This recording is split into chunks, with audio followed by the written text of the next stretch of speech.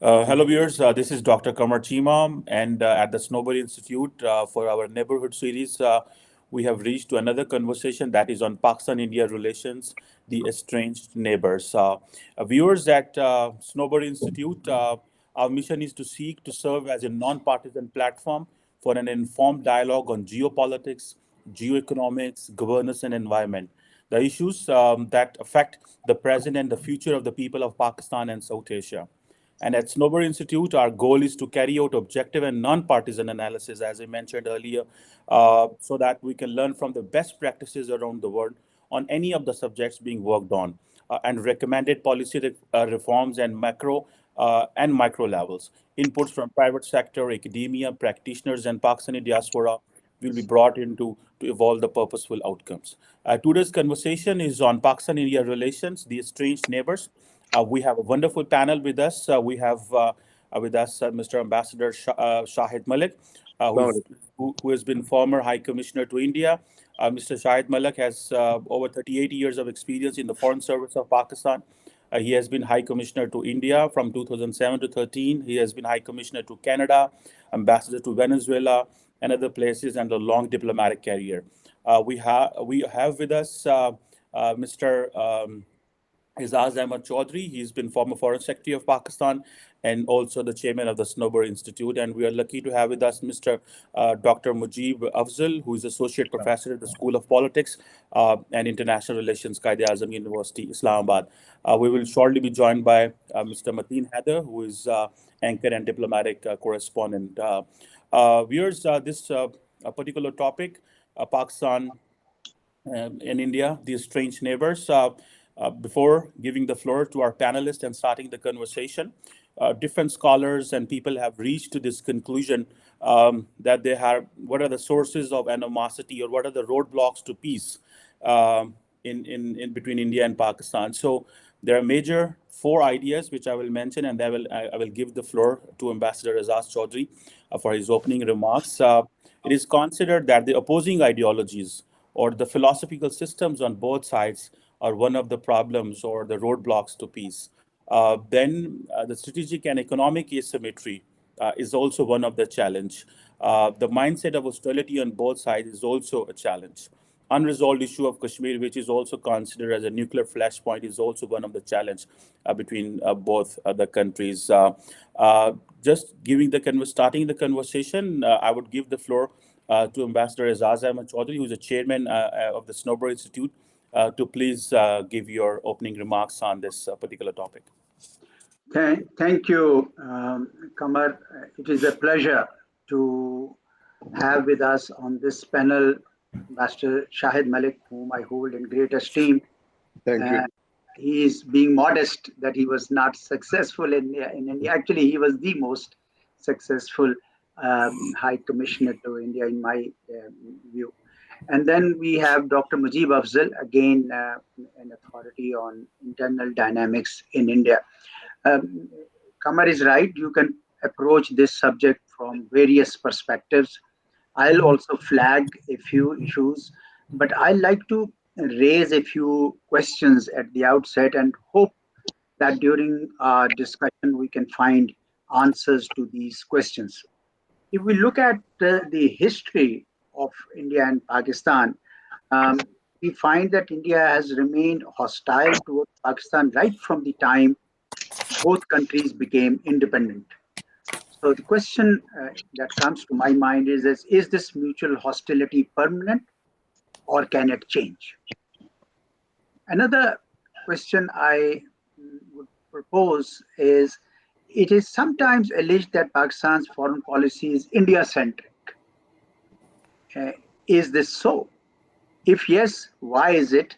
And if no, then why this perception exists and persists in many academic and other circles?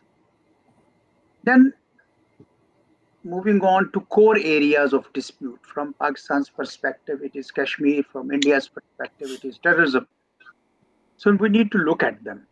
The Kashmir dispute has bedeviled relations between India and Pakistan since 1947. Why is this dispute so intractable? And is there a solution of the dispute in the near future is the question that we need to dwell upon. On India's part, it alleges that Pakistan is committing cross border terrorism, even when it knows that Pakistan is a victim of terrorism and that there is no cross border terrorism. Why is India using terrorism as a propaganda tool against Pakistan? Then there are issues of Hindu Rashtra and growing religious intolerance there. The BJP government is seeking to establish a Hindu state. This has given rise to religious intolerance in India, especially against Muslims and Christians. My thesis is that this might actually lead to a commotion within India because you can't uh, discriminate so blatantly against such large minority communities as Muslims and Christians. But anyway, we can talk about it. What is the future of Muslims in a Hindu India? And that's another question which weighs heavy on many minds. Talking of bilateral trade relations, uh, bilateral trade is certainly beneficial for both countries, of course, Pakistan. But the point is that if we while maintaining our position on Kashmir dispute, can we engage in trade and investment with India? And that's the question we need to talk about. I have a view on this, but during discussion, I can, of course, share my own thoughts on this. And finally, India's global and regional profile is rising, mainly owing to its economic strength and strategic partnership with India. How is this impacting the behavior of Indian state? My own personal view is that it has emboldened the Modi regime to internally uh, fulfill the RSS dream of creating a Hindu state and externally to act as a regional hegemon. But let's talk about it during the panel discussion. Then South Asia remains the least integrated region. SARC is dysfunctional.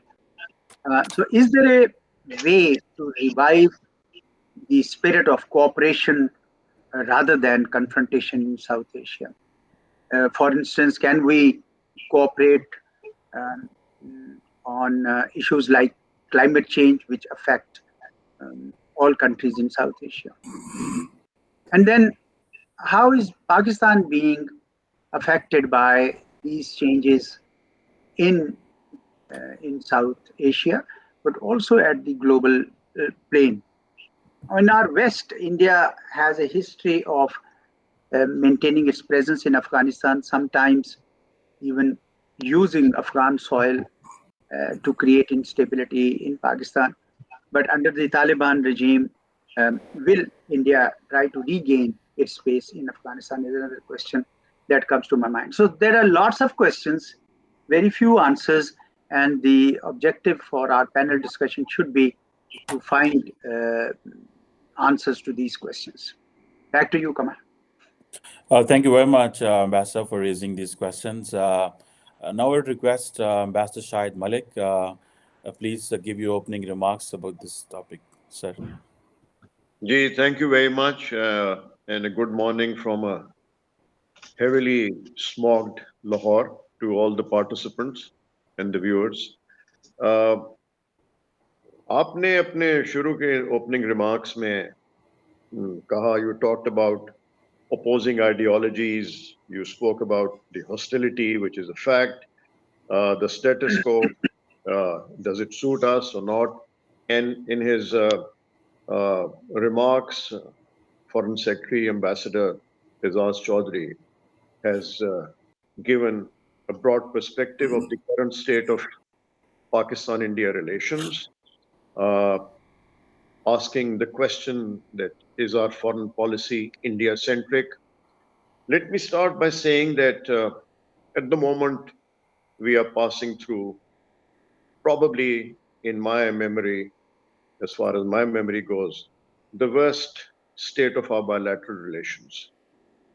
The question is, are we destined to live as adversaries forever? No. The answer is an emphatic no. And why do I say that? Because there have been instances in the past when things have not been moving in the direction that we would have liked. There was no dialogue, there was no discussion, there were no meetings, and no one better than Azaz who knows about it, how close we came to it, and then suddenly overnight things changed and back to square one. Uh, it gives me some hope, some optimism. We have to look at the scenario. Elections coming up, general elections coming up in India in April, May next year. We will be going through the same process sometime this year or early next year, sorry. So there's going to be a change of guard in Pakistan. And as things stand today, Modi is definitely going to perform a cricket terminology hat trick. So we have to see how do we move forward in view of this backdrop. What gives me hope is I go back to the Vajpayee period, 2003, 2008, when he took the bold step and started and initiated a dialogue process. It went quite smoothly till such time that the Mumbai terror attacks took place and everything was closed down. But then, about a year later, we were again meeting in Sharm el Sheikh, as you would recall that, on the sidelines of the NAM summit, when the two prime ministers from Pakistan, the then prime ministers, met and resolved to resume the dialogue process, the composite dialogue process. And the composite dialogue process, as we all know, has 8 agreed subjects, which includes Kashmir. But when the process started as a result of the discussion at Sharm el Sheikh, when the Indian foreign minister, as a result of that, came to Pakistan, he was, he came with a very limited mandate. In other words, cherry picking the items which the Indians wanted to discuss with us. Now, the composite dialogue by its very nature means that we have to discuss everything. And that was the understanding at Sharm el Sheikh. With the result that the dialogue or the visit of the Foreign Minister of India, External Affairs Minister of India to Pakistan did not take off in the direction that we had expected. Again, back to square one. Now, what is the current state of affairs? No peace, no war. Is it tenable? In my view, no. We have to move forward, but how do we engage with India? Given the latest situation, the current situation, 2019, the revocation of Article 370, and the recent decision of the Indian Supreme Court upholding that decision, now that has given a new dimension to the whole issue of our bilateral relations. How do we go forward? What efforts need to be made? And certainly efforts need to be made to put the relationship back on track. At least a beginning should be made. I will quickly refer to a recent book launch of Mr. S.K. Lamba, Ambassador S.K. Lamba, which was held in Delhi, where about 5 or 6 former high commissioners of India to Pakistan, they spoke. And they spoke with one voice. They said that there is a need for India to at least start with what they called baby steps. Now, how do you define the baby steps? This was a hope that they had expressed, and they're all very prominent people, very well-meaning people. We know them all. The baby steps could be uh, the people-to-people contact, relaxation in the visa regime, even trade. I would go to the extent of even talking about trade. Now, there are apprehensions in Pakistan on these issues. On the trade front, let me add that we have a forum of the private businessmen from both sides. Pakistan India Business Forum, private sector, mind you, private sector. But the forum was set up as a result of a meeting between the two commerce ministers some time back. I think we can task the Pakistan India Business Forum, the businessmen from both sides, 12 on each side, to sit down and thrash out the issues and then report to the respective governments what is doable, what is possible. In the context of Pakistan India relations, there is something called doable and there is something called desirable.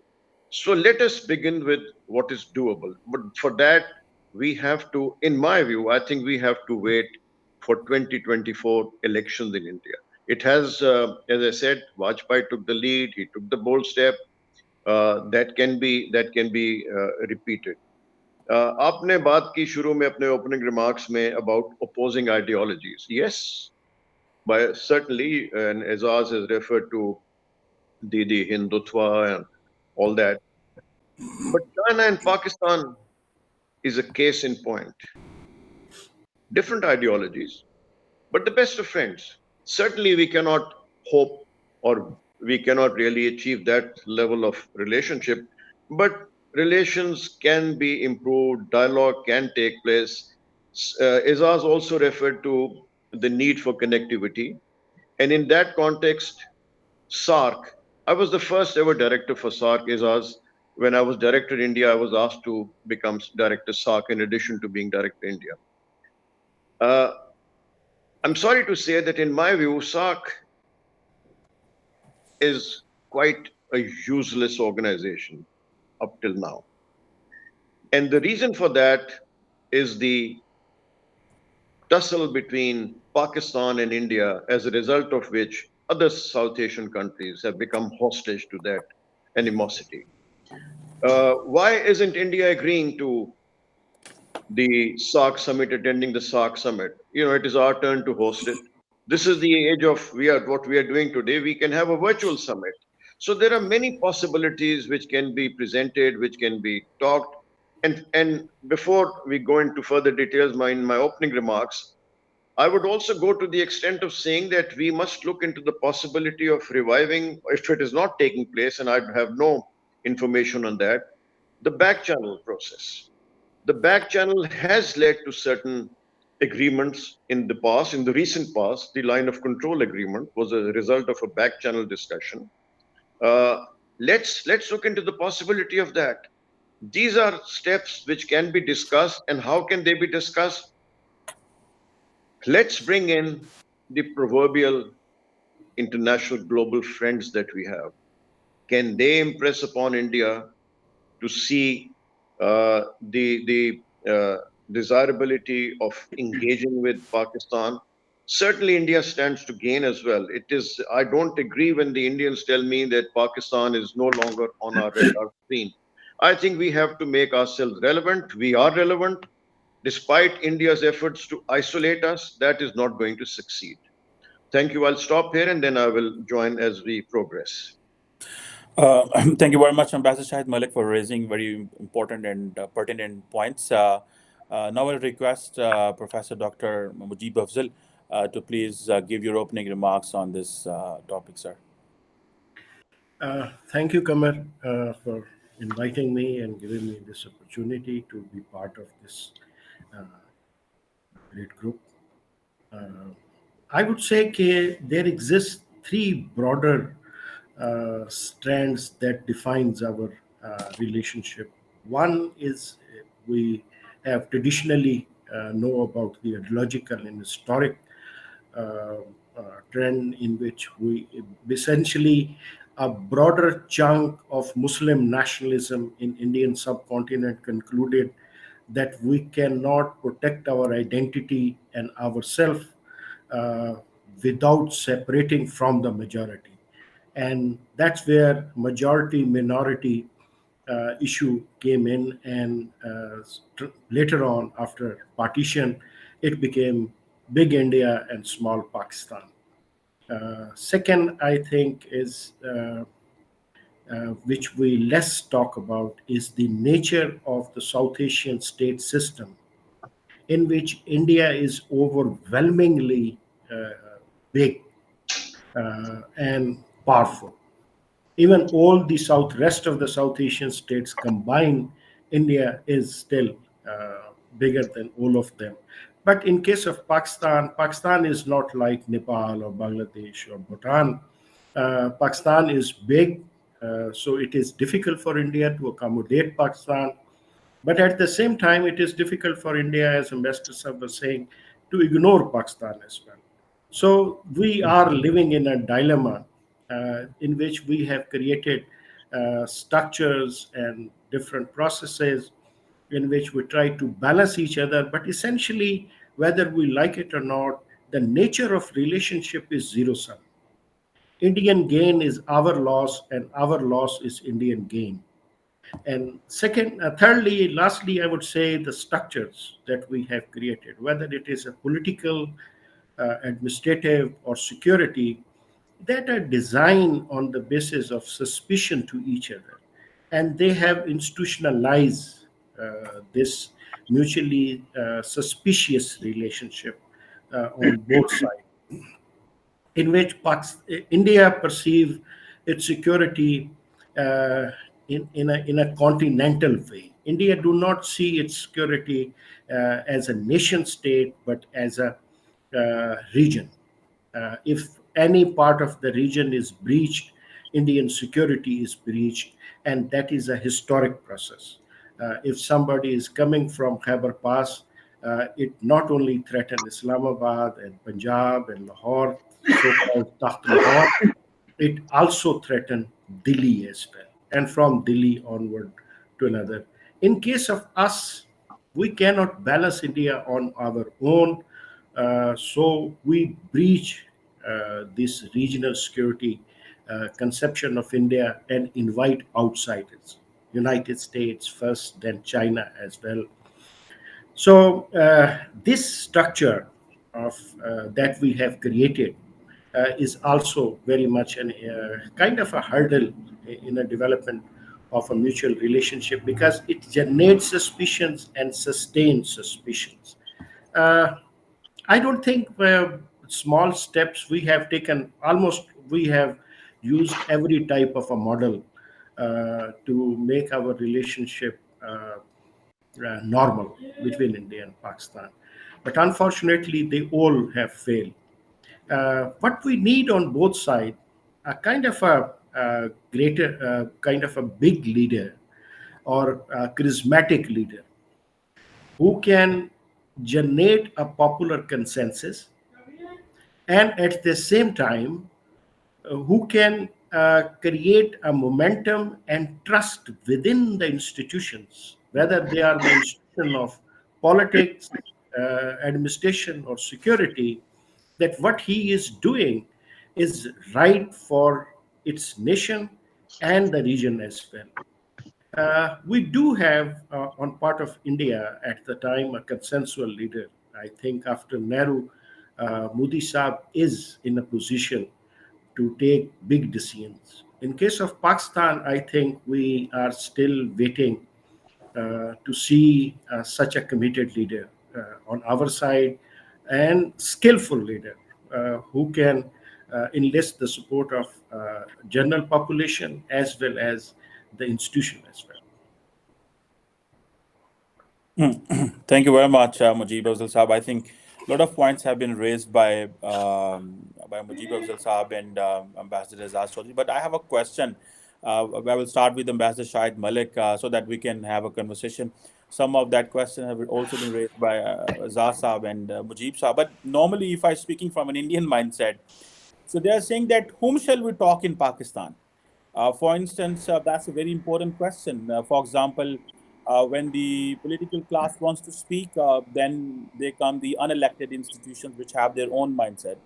And when the unelected institutions are ready, for example, the previous security dispensation was very much ready to engage with India, and then we saw the political quarters were not on board, or they believe that we will lose our political relevance in coming elections in case we make any way forward.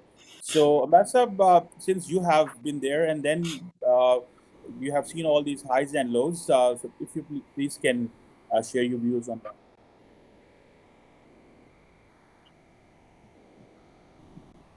For Ambassador Shahid Malik, sir. Ji, sorry. Ji, Yeah, ji, bilkul. No, thank you. If you want me to say something, yes, I quite agree with Mujib Saab when he says that, we need strong leaders on both sides to realize the advantages of engaging with each other. Uh, Modi, yes, Modi, I think next year would be in a stronger and a better position to take the people along in making initially some small openings towards Pakistan. Because I think a consensus is developing that there is a need in case India wants to project itself, as a power in the region, that it's important to improve relations first with the neighboring countries. So that having said, Mujib Saab, the point that you raised is a million dollar question. That in Pakistan we also need what you called a charismatic leader to take it forward. It's a big ask. It it really requires the support to build a national consensus. A political leader who can build a national consensus by taking on board all the stakeholders, I think that person, that leader, will be in a better position to take forward the agenda of improvement of relations with India. Uh, and when I talk of these factors, I'm sure you know what I mean. So I think that is important that there is a national consensus which is developed in Pakistan for the peace process with India to bring all stakeholders, including the core constituencies, the media, the opposition, everybody on board. And that is when you have a person in Pakistan who can initiate the process in a manner that it is not, immediately reversed. So for that, this consensus is important.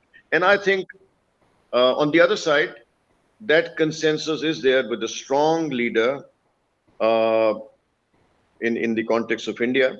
So I think that is possible. Now, coming back to the issues, I think we need to realize the ground realities as they exist today. Let's talk about Kashmir. The Indians say that Jammu and Kashmir issue is done, dusted, over. Where do we go from here? I think we need to develop a strong, viable narrative, a new narrative on the issue. We need to continue highlighting the atrocities, the human rights violation, the negation of the promises made to the Kashmiris by the international community, by the UN, by every country. So we need to continue with that on that path. But at the same time, there is a need for some serious introspection within Pakistan also. Uh, are we going to just keep harping on the tune that unless Article 370 is brought back, whatever little I know of the situation, I don't think India would now ever agree to bringing Article 370 back. And let's not give it undue importance, in my view. I think the important thing is that we need to talk to the Indians about Kashmir. And that also brings me to another point that in the bilateral context, today, international, whatever exists today, the status quo suits India. India wants to remove Pakistan from the equation in Kashmir. We should not allow that to happen. We should keep the issue alive. And we should go to the international friends, to global friends, and talk about the new realities. We should be proactive rather than reactive, a point that Azaz made, that we are India centric. And in my view, we no harm in being India centric because that is one of the biggest threats that we face. So our policies, our dialogue, etc., we need to talk about India. If that means India centric, fine. To that extent, yes. It comes up in every discourse, in every discussion which takes place in Pakistan, be it on the media, amongst the political parties, opposition, the government, whatever, all the stakeholders. So how do we move from here? I think we need to engage India on issues. You know, there's an element of simultaneity which was introduced many years ago. I remember at that time we were stuck on the policy that Kashmir first and no other issue can be discussed. Then we switched over, we graduated, we progressed to a point which led to the composite dialogue process that all issues can be discussed at the same time. We can start with issues which are doable, in my view. In that, it's people to people contact, it's trade also, provided we have done the adequate homework, which we have. Our Ministry of Commerce has huge uh, material on what is good for us, what is not good for us. And as I said, Pakistan India Business Forum should meet. And then people to people contact, religious tourism, that has, in a sense, started. People have started from Pakistan going to uh, Ajmer Sharif and other places. The Hindu pilgrims are coming to Katas Raj and other places. So that has started. I'm told that medical visas have also started. So I think gradually we are proceeding in that direction. But all this will have to wait till governments in both countries are in position and we have developed sufficient national consensus immediately. This will not happen immediately after the elections. It may take 2 3 months for that. But I think since this is such an existential threat for us, we should give it topmost priority and start with that.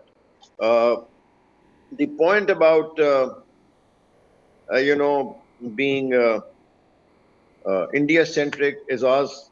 I think that there is a reason for that, and no harm, in my view, no harm, because we need to talk and discuss and debate the immediate threats that we have.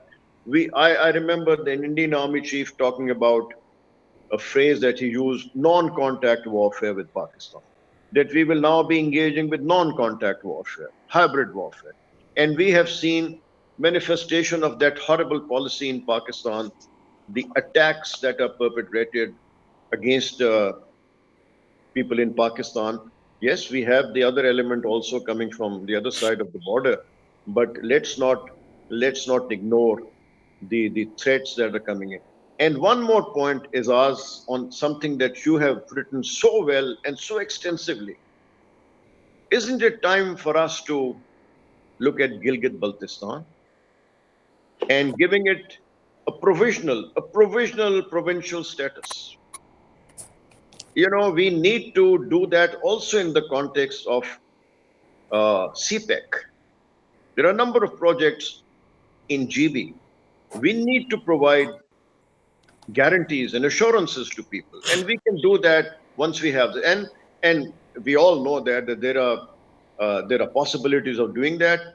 Article 1 of the Pakistani constitution can be amended accordingly, that subject to a final decision of the issue. Provisionally we have Gilgit Baltistan, and maybe later on we talk about Azad Kashmir as well.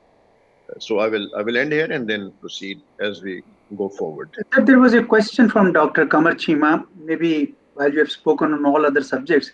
He said that Indians argue that we don't know whom to talk to in Pakistan. Yeah, please. Yes. May Yeah. I come on that, please? They have also discussed it with me, and I tell them that this is a mantra that I've heard ad nauseum. We don't know whom to talk to. The people we want to talk to, they don't talk to us, and the ones that we talk to, they cannot deliver. Now let me come back to the agreement, 2021 agreements on the line of Sir, your voice has gone down the. suddenly. If you look at the agreement in the two DGMOs, Yeah. there is a clause there which says, and no harm in mentioning it because it's a public document. There is a clause which says that the DGMO signed agreement, that the two entities would also look at other issues which have bedeviled relations between India and Pakistan. For me, that was the first, something like that for the first time that I noticed appearing in a document of that nature signed between the two TGFs. Fine. So obviously it Sir, was your taken sound, by sir, the Your your voice voice. has gone down. and then I made the point to the Indians, you tell us that, let's be frank, you tell us that the people that we want to talk to, they don't talk to us. I said, here is an opening for you. Bring up the issues. We are prepared to talk to you at every level, at every forum which gives you the comfort level. So, we can, this argument is ours, is, uh, is not tenable. In my view, it is absolutely bogus. When the Indians say we don't know whom to talk to, damn it, let's start talking and then put that test that whether they want to.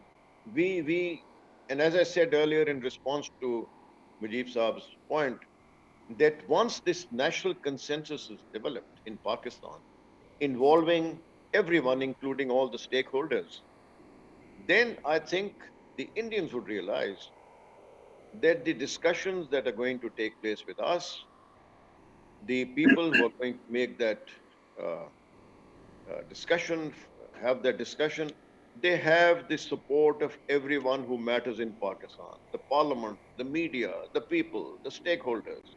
So this argument by the Indians, we don't know whom to talk to, they know very well whom to talk to. And I've given you this example of an agreement which, for the first time in my view, states that all issues can be discussed between the two sides. It was a document on the agreement on the line of control. Thank you. Hmm. So, ambassadors asked so much. So, you want to say something, or I have a question for you as well. आवाज नहीं आ रही आपकी. Sir मेरी Uh, आवाज नहीं आ रही? You can't hear me? we can hear him. Maybe uh, might wish to check the speaker of your phone. Sir, Check this. yes. Can you hear? Can you hear? आपने वो mute कर दिया sir, ambassador Shahid Malik. You are muted, sir. आपने mute कर दिया. I can see you have You are muted. muted. Yes, you can speak and listen. Sir mute किया आपने, mute mute कर दिया आपने, म्यूट कर दिया उन्होंने उनको. यू कैन टेल हिम कि म्यूट कर दिया. I have no way of telling.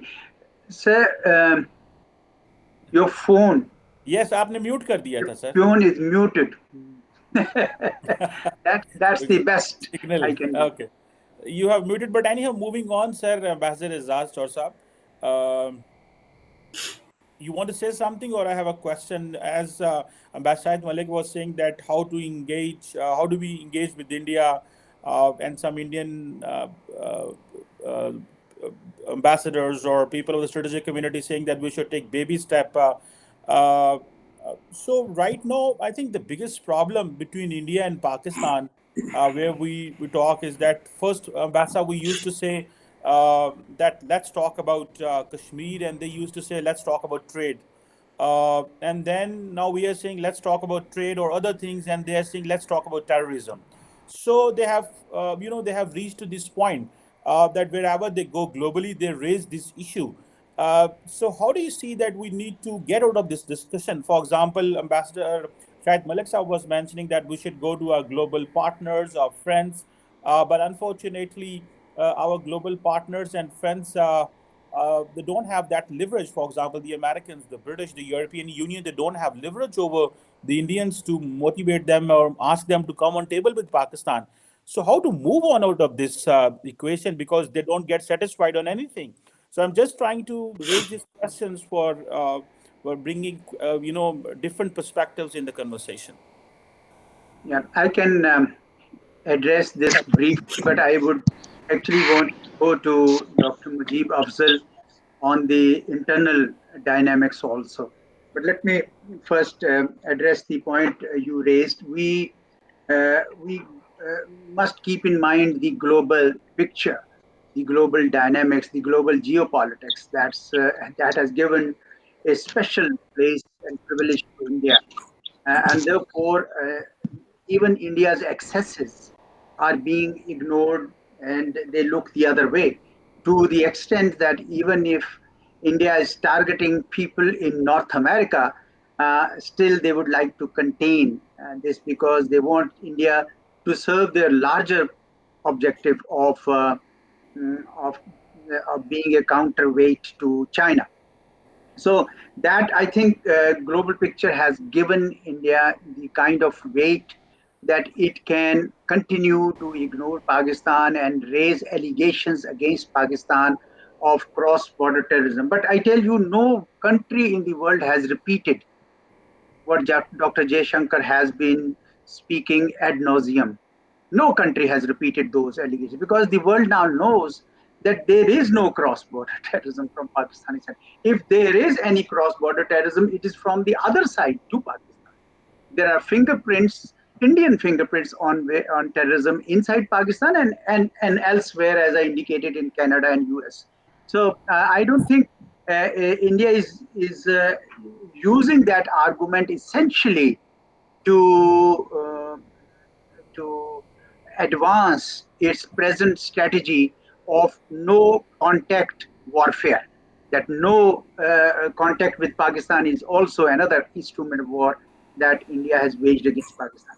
But I want to go to Dr. Mujib Afzal, because we need to benefit from his rich knowledge on this subject, and ask him. And this is something that I have been, saying, that my own sense, and I don't have any proof or evidence, of course, it is something in the future, that when you discriminate against large minorities within a country, and these minorities, Indian Muslims, for example, would be 200 million, how do you make sure that your country is stable?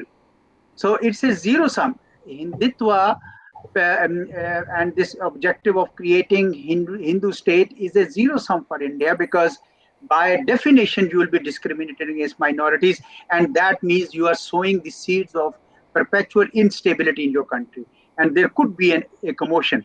Is my you know hunch or my thesis all right? Is it tenable, Doctor? Uh, I think there are two sides to it. We also used religion to create unity within our country. And interestingly, it was beneficial to us because we were able to suppress the regional voices in Balochistan, in Sindh, even in Khyber Pakhtunkhwa. The use of religion helped us to suppress the regional voices.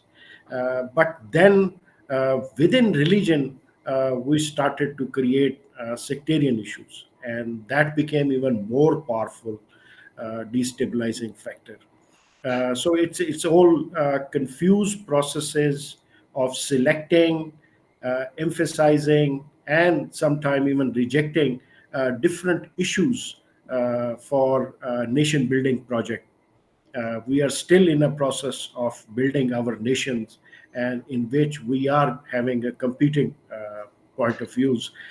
In case of India, exactly, I would say that you are quite right, that ignoring Muslims and discriminating Muslims against the majority will definitely have consequences over a longer period of time. But if you look in the shorter period of time, Hindutva or Hinduism is providing them a kind of a unity across different region, where India at some time was seen as a soft state, is now can project itself as a strong masculine way, and that's the way Modi Saab is acting at a level of foreign policy. So that is very much there, and it is also the demand of emerging new capitalist class and also their middle class as well, that they want to have a strong India as a powerful nation state inside unified, suppressing minorities like the blacks in America. But if you take in a longer perspective, I think it will create problems for India as well. But I would say it will not. This is not the only issue that is India facing. The biggest debate it is facing, and hopefully it will be there in the election as well, the so-called India coalition and the BJP-led coalition about the nature of economy. Uh, BJP has been very successful in initiating small projects like giving loan for cycle, giving loan for electricity, building of a small house, small business. But essentially, it is pro big business and the so-called shining India. In case of others, Congress and others, they are emphasizing on the so-called left politics, left economy. So that debate in the middle of this tenure of Modi Saab did came up. Uh, Both identified themselves with these point of views. Rahul identified himself with the leftist economic agenda, and Modi Saab also identified with the capitalist pro-West agenda.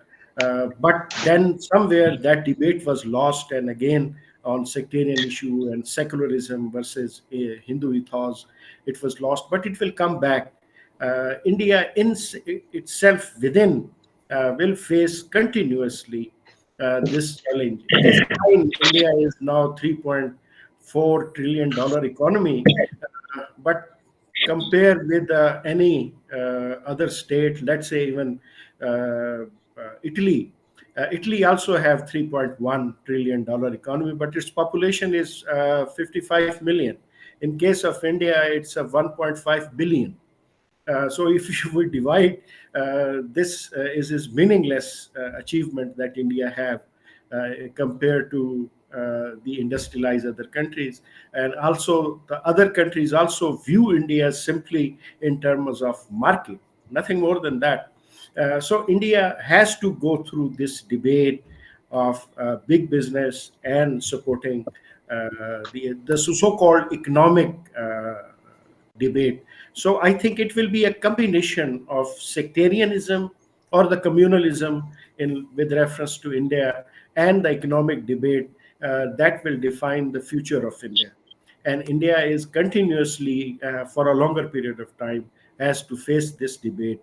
And whenever it will be there, I think minorities will be there. Minorities will be siding with the left politics. Shaheen Bagh was the best example. In 92 cities, there were sittings, and they were supported by the people of young people coming from the left. So this is a kind of a new center that is emerging in opposition to Bharatiya Janata Party or the Hindu nationalist as a whole. So I think in a longer period of time, it will be a combination of communal and economic reality that will define the domestic agenda of India. And always Hindu nationalists will emphasize the nationalist agenda because in last election, thanks to Balakot, BJP was able to get the rural votes of UP. Almost their increase was 40%. 40% popularity increase after this so-called strategic strike against Pakistan. So BJP emphasized communal themes and will continue to do that. But beneath that communal uh, uh, rhetoric, there will be big business. And in case of Congress and others, they will emphasize the economic themes, and beneath, definitely, minorityism will be there. Hmm. Thank you very much. Now I want to move to, we have joined by a friend, Mr. Mateen Haider Saab, who is an anchor and diplomatic analyst. He couldn't join us earlier. Thank you very much, Mateen sir, for your time. We have had a very wonderful conversation. And there have been so many questions. I really wanted if you can come up and say that, for example, we have been talking that how do we engage with India? For example, one of the point was that there is charismatic leadership in India. Uh, uh, do you believe that if there is a charismatic political leadership in India, we can move on? So this question that how Pakistan and India can move on, how will we respond to this question. Mateen Saab, you have been covering Foreign Office, you have been covering diplomatic receptions, and you have traveled to India. So please do share your thoughts with us. So, hi, good morning, Assalamu alaikum to everyone. I hope you are listening to me. Yes, we can listen to you. Yeah. Yes. Okay, so I was listening to Professor Dr. Mujib Afzal Saab's comments, and due to some technical problem, I could not be connected earlier. So I've been listening to mainly to Professor Dr. Mujib Afzal, who said that the Indian domestic political agenda mostly will be decided by the Hindu nationalists. But coming first specifically to this particular decision that has been given by the Indian Supreme Court on the status of Jammu and Kashmir, and particularly on the 5th of August 2019. So, first, specifically speaking on that particular thing, that is there any chances of resumption of dialogue or normalization of ties or something? This particular verdict by the Indian Supreme Court has closed all the doors of any possibility of track one dialogue or any track two dialogue or any sort of uh, possibility of normalizing tie. So I would also like to share that currently in Pakistan, whatever is establishment is giving full power and support to a particular political party whose track record has been in the past pro-India. That I mean Pakistan Muslim League Nawaz. So Muslim League Nawaz was also trying to establish some background context, something like that, because it was hoping that in case it get into the power in Pakistan, it will immediately make some contacts with the Indian political leadership for normalizing tie, because disturbance at eastern borders, tense relations with the neighbors is of course hampering the trade, economic connectivity, people to people contact between the two countries since long. If we see over last more than 3 years, the diplomatic ties between India and Pakistan are at the lowest. And there are no high commissioners, so staff is at the minimum level.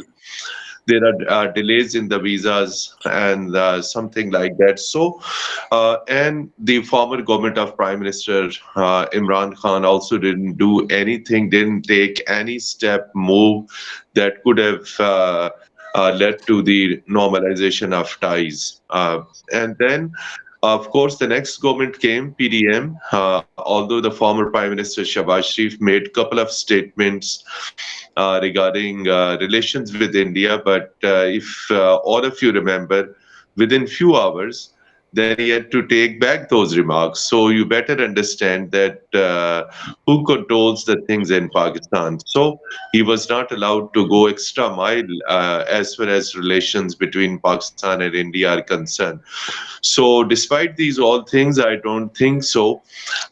In Pakistan, the political situation is still complex. It's still uncertain whether elections will take place or not. But if elections take place, even former Prime Minister Mia Nawaz Sharif, who has been acquitted almost in all the cases, and first time he appeared on a nationwide broadcast address before the Pakistani nation, he didn't make any specific agenda as far as his foreign policy priorities are concerned, are particularly ties with India. So there is no surety whether he will come into power because there are other political factors. So keeping in view these all things, the uncertain political future, uncertain Pakistani elections and things like that, India in the background and international community is making it clear that there will be no engagement with Pakistan if there are no elections.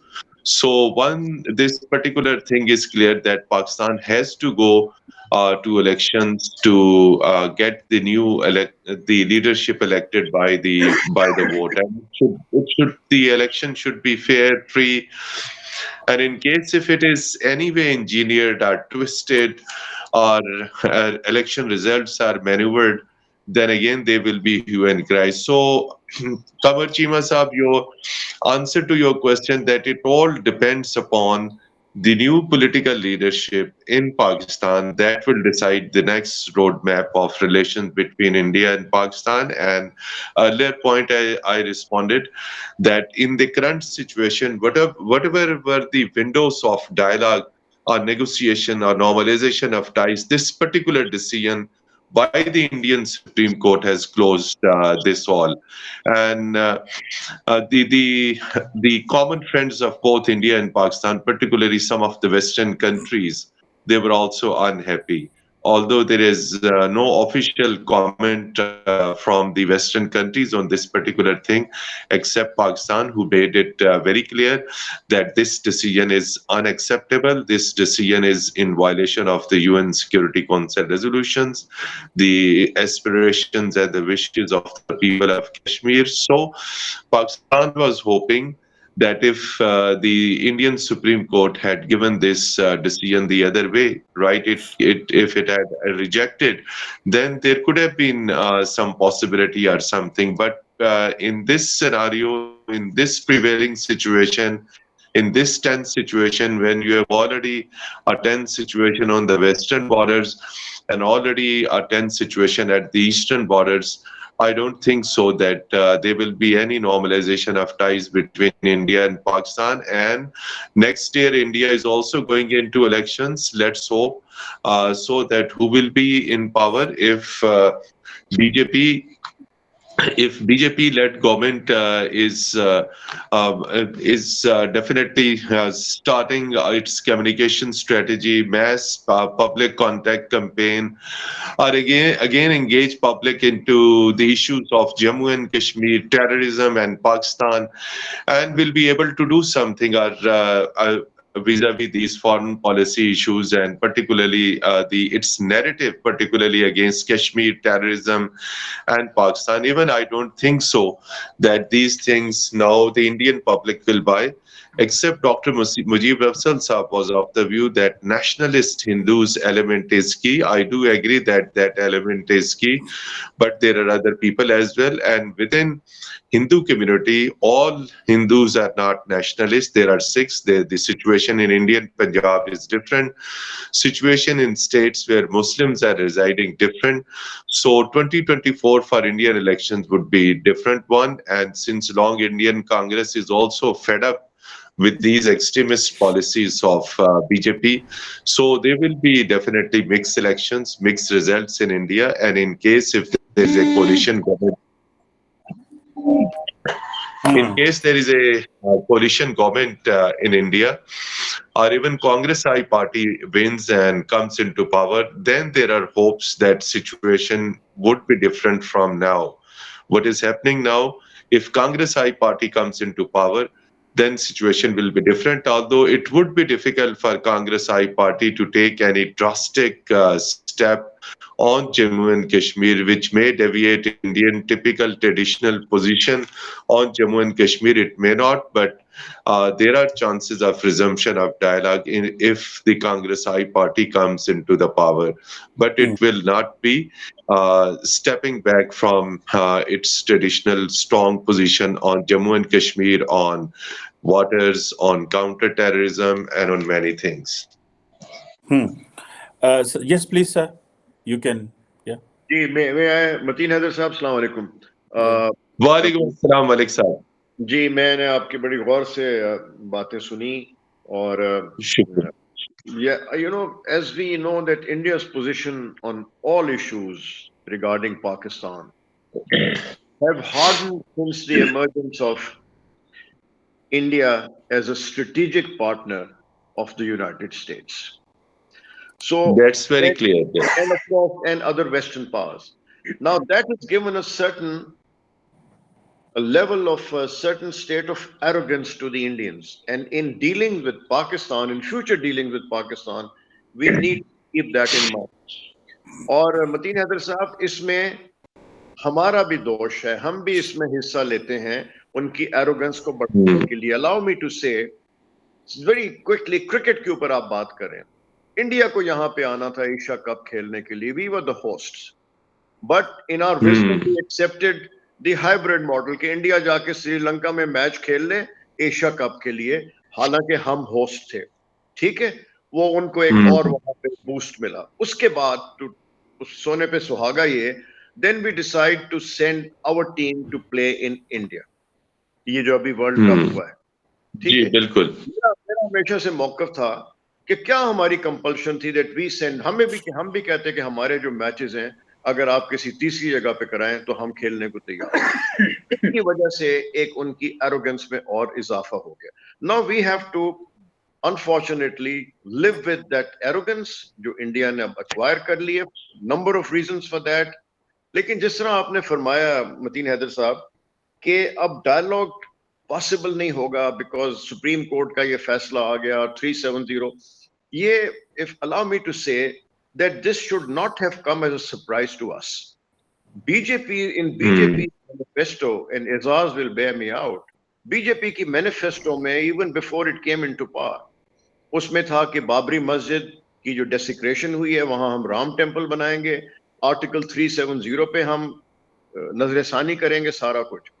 ہمیں چاہیے تھا اور ہمیں اب بھی چاہیے کہ اپنا جو نیریٹو ہے دنیا کے لیے اس کو اکارڈنگلی تھوڑا ان فیکٹرز کو پیش نظر رکھتے ہوئے تھوڑا سا تبدیل کریں آن کشمیر.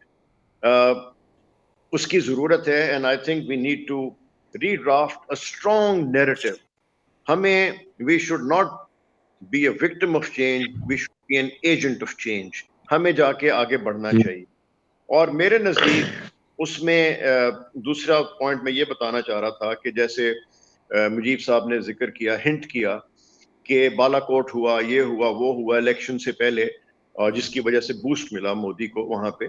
لیکن کیا ہم اس سے بالکل غافل ہو سکتے ہیں کہ between now and the 2024 election کوئی اس قسم کا فالس فلیگ آپریشن یہاں بھی ہو سکتا ہے, دوبارہ ہو سکتا ہے کہ ایک اور ان کو وہاں پہ شاٹ ان دی آرم مل جائے بی جے پی کو. So we should be prepared for that. We don't have to, we should not lower our guard on that front also. We have to be vigilant.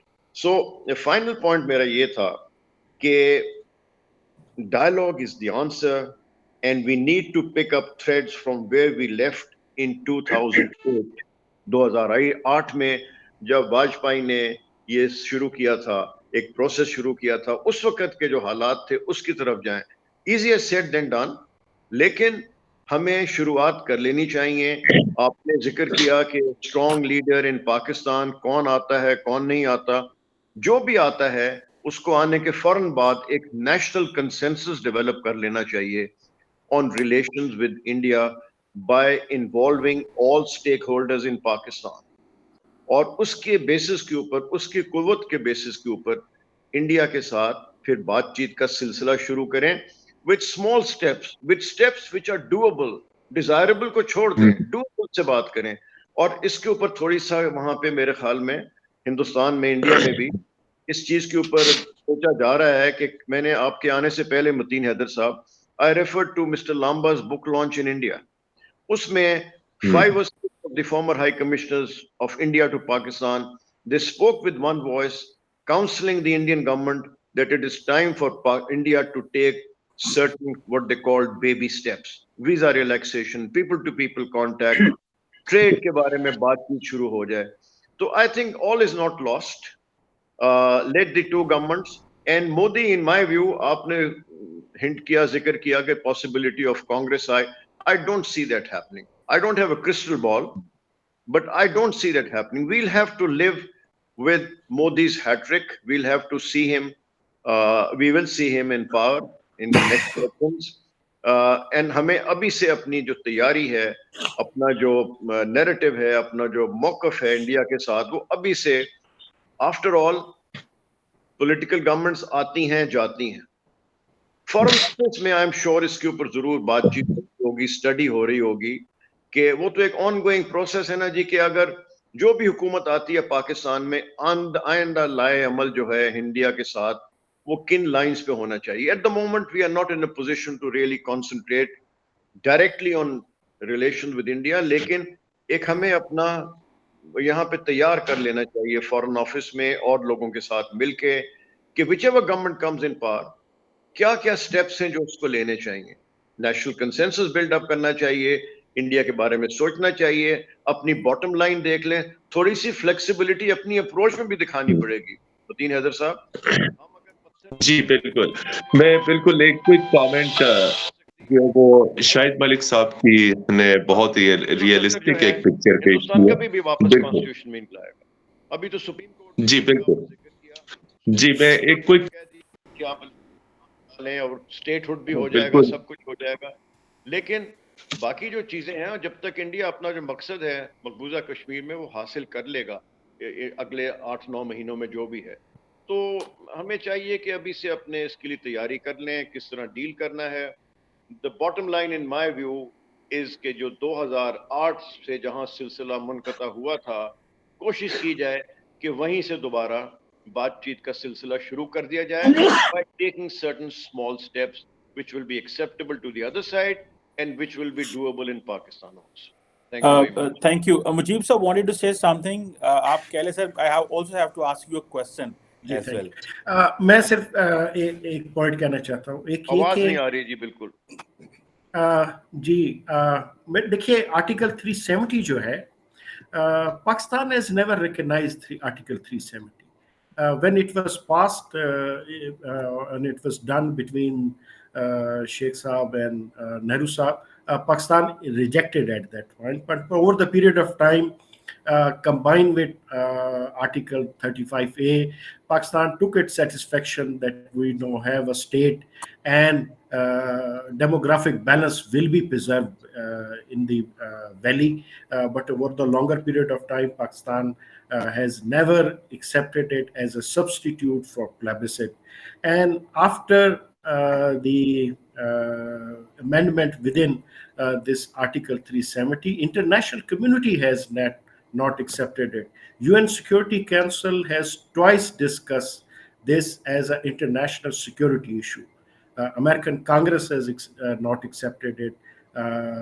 European Parliament has not accepted it. It is a diplomatic victory of Pakistan, and I think we should recognize it and we should continue with it. And I accept Ambassador Saab's point of view that we need to reinvent our campaign on India, campaign on especially on Kashmir with the new reality, because world is also with us and the Kashmiri people, that it is not an Indian domestic issue. Secondly, on normalization, I would say it will not be a one-time issue. We have to generate a process of normalization on a longer period of time and a sustain. And it will be sustained when we have a consensus, a popular consensus, as well as a consensus as a state institutional levels on both sides. Remember, we were close to an agreement on Siachen, but it was torpedoed by the Indian institutions. A.K. Advani Sahib was ready to do something about Siachen, but institution came in. So I think on both sides, we need to have a popular support for normalization and institutional commitment to have a sustained process of normalization between both the countries. Absolutely right. We should have to start a process of normalization. I have a question, and that question is that, as Ambassador Shahid Saab was mentioning earlier, that SARC is a useless institution. But on the contrary, we just looked at how India has blocked Pakistan's view towards, for example, Indo-Pacific. For instance, if I say there has been, for example, there is no discussion on SARC. There are no meetings on the SARC. But there are other processes, conversations. For example, there is a BIMSTAC, there is a Colombo Security Dialogue, which the Indians are doing without Pakistan. So it seems that for Pakistan's western border, we are not on talking terms, and Pakistan's eastern border, we are not on talking terms. And if we just look at that, how things are shaping with Maldives, with Bangladesh, with Nepal, with all these countries, India is talking bilaterally and multilaterally, but Pakistan doesn't have that kind of a mechanism since SARC process has got dysfunctional. So, how to move on this? I had a question. If Ambassador Saab and Mujib Saab, if you can start, and then Ambassador Azaz, please And if Mateen had this, Kamar, sir. if I can start first and simply have one contribution. From beginning on SARC, there was kind of a different approach from both countries. India perceived it as a kind of an instrument through which these smaller states of South Asia will gang up against India. In Pakistan, perceive it as a tool of Indian hegemony. When this was all this happened of installation on the part of when this entire process was installed, the SARC process, we also blame India because India joined with Afghanistan and others and tried to stop it. So virtually it's a reflection of the same basic disease of not having a consensus. We don't have a consensus how to go about the collective processes within South Asia. So SARC is a victim of a political consensus. It's not political consensus is not there between Delhi and Islamabad, and that's why it is not able to make its contribution. I would say even same was the case with the Kartarpura. uh, uh, when Indians say with whom we should talk, I think this was the time when Pakistani leader of Pakistani establishment was taking an initiative.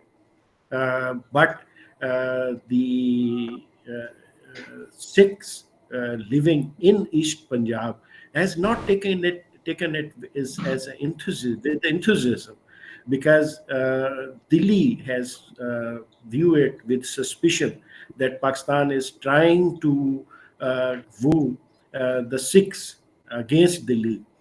So I think it all comes down to the suspicions and distrust about each other.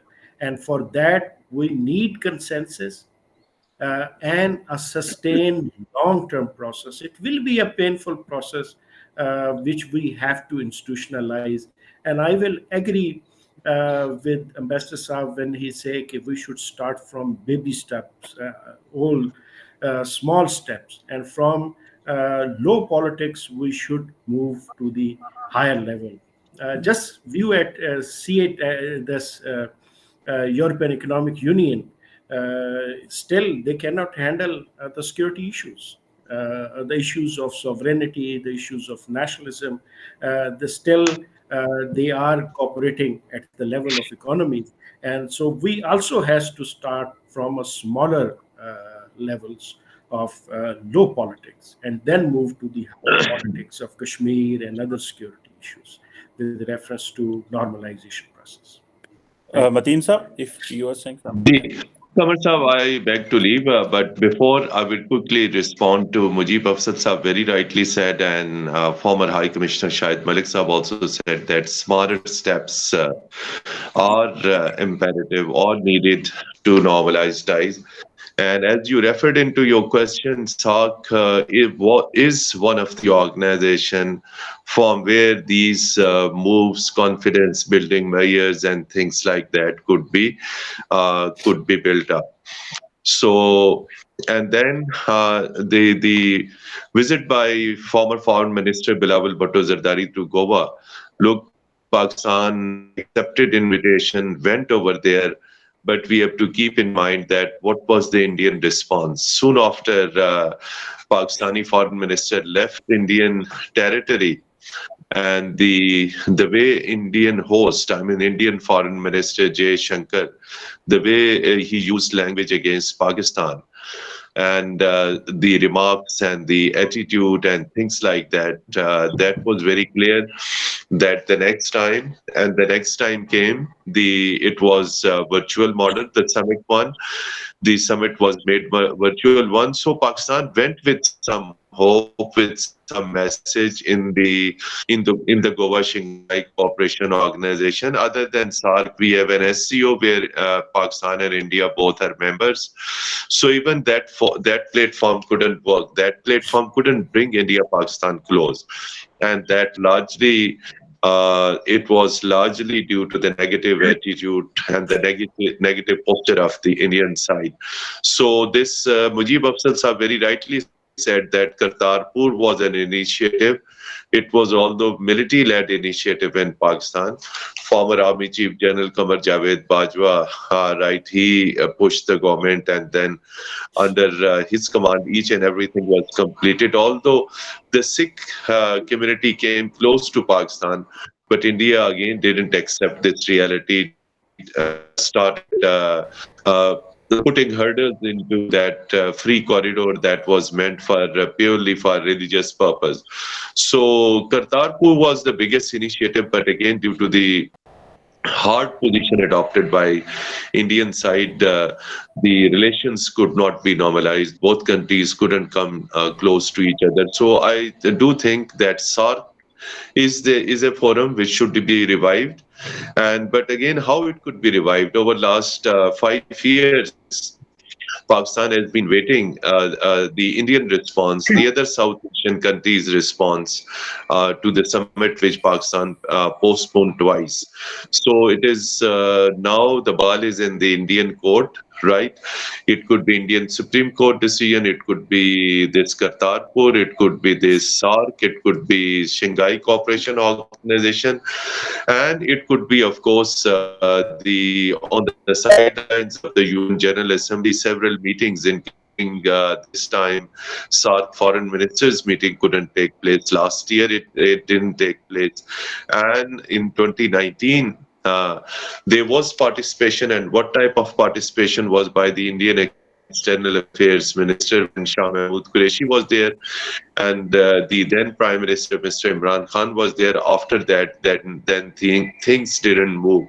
So India always run away from these. India is unable to have face-to-face or eye-to-eye contact with Pakistan because Pakistan always share its story, its narrative, its counter narrative, which is unacceptable by India. So India has to accept and make its position flexible one, so that this dialogue process may start normalization of ties, SARC, SCO, and then at the end, I would say that provocative statements by all Indian leaders, particularly military and political, हम आजाद कश्मीर छीन के ले लेंगे, हम हमला कर देंगे, हम ये कर देंगे, तो ऐसे जो है वो काम नहीं चलेगा। ये मुआनदाना बयानात, ये धमकी आमेज पोस्चर, ये तमाम तर चीजें अगरचे कि इससे इलेक्शन में और इलेक्शन का वोट बनाने में और पॉलिटिकल पॉइंट स्कोरिंग में बड़ी मदद मिलती है, लेकिन ताल्लुकात को कशीदा करने में,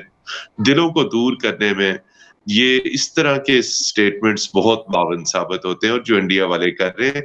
लेकिन हम इन दोनों मुल्कों को करीब आना होगा, पीपल टू पीपल कांटेक्ट, और सबसे बड़ी बात है कि ये खित्ता, इसमें बहुत ज्यादा गुर्बत है, और अगर हम इस इश्तियाल अंगेजियों को, मानदाना बयानात को, इन तमाम तर चीजों को खत्म करें, तिजारत, मईशत, कनेक्टिविटी, मीडिया के अंदर बहुत ज्यादा स्कोप है। कितना बड़ा ह्यूज स्ट्रॉन्ग मीडिया इंडिया का है, पाकिस्तान का मीडिया उसके मुकाबले में उस साइज का नहीं है। Corporate sector, industries, business, I telemedicine and name any thing frankly. और फिर उसके बाद सबसे ज्यादा आप ये देखें, अब सब माशाल्लाह एलए किताबें पढ़ने वाले भी और उनसे मोहब्बत करने वाली भी, जो बुक पब्लिशिंग हो रही है, जो बिजनेस है, जो रीडरशिप है वहाँ पे अखबारात की, किताबों की, तो ये इन चीजों को क्लोज लाने के लिए तिजारत, मईशत, एक्सपोर्ट इम्पोर्ट, पाकिस्तान से बहुत चीजें वहां जा सकती हैं, वहां से बहुत आ सकती हैं। तो Yes, अरबों sir. डॉलर का तो कारोबार हम सिर्फ अपने इन दो मुल्कों में कर सकते हैं, और दिलों से दिलों को भी मिला सकते हैं, लेकिन इसके लिए फिर दिलों से कुदूरतों को निकालना होगा, Thank सियासत you. से के खलूस के साथ बात करनी होगी। बहुत शुक्रिया Ji, thank you. I was just looking that Ambassador Azad Chaudhary was writing so many points, and so I leave on him to sum up and conclude, and do share what have you have No, written it and was. what you have Thank you. concluded. Sir. Yeah. Well, I think it was a very interesting discussion, and you are right. I was taking copious notes because these gentlemen have enormous experience in their respective fields. I can identify some of the issues that were raised, which can sort of culled out as key recommendations. One is that a normalization of relationship between Pakistan and India is a desirable goal. Both will benefit both India and Pakistan. But that would require either charismatic leadership on both sides, but more importantly, a popular consensus, as well as institutions to be on board on both sides. That means if PMLN government or any government which comes into power after elections will need to carry the people of Pakistan and the institutions of Pakistan should it want to take any initiatives in that regard. The second was that if the normalization process starts somehow, we should start with doables. There is, of course, a list of desirables, and then there is difficult issues too. But doables could include people-to-people contact, for example, perhaps some cooperation on climate change or things which are of common concern. Even bilateral trade could be considered because these were things which were happening. So a list can be identified where doables we should start small and try to take the process back to where it was disconnected in 2008. But mind you, it was resurrected in 2011. Then it got disconnected again in 2013. Then resurrected in 2015 when Prime Minister Modi came to Lahore, but got disrupted again. So, but the continuous leg was, of course, 2004 to 2008. I would say that on Kashmir, I think everyone recognizes that Article 370 is something that Pakistan never accepted, mainly because it violated the UN Security Council resolutions and sort of tended to change the demographic nature of, change the material status of Jammu and Kashmir.